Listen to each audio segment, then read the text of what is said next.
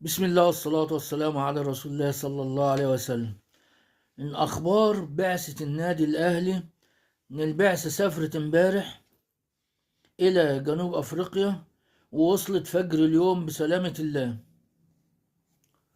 لكن قبل ما نقول أخبار البعثة هنقول خبر إن مصطفى شوبير خارج كأس الانتر كونتيننتال.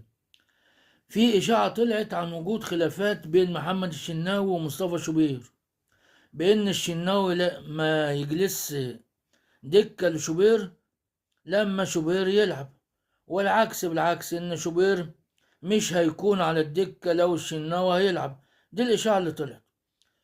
يقول لك الدليل على كده ان الشناوي غاب عن مباراة البنك الأهلي لما شوبير كان أساسي، ولما رجع الشناوي لمباراة أورلاندو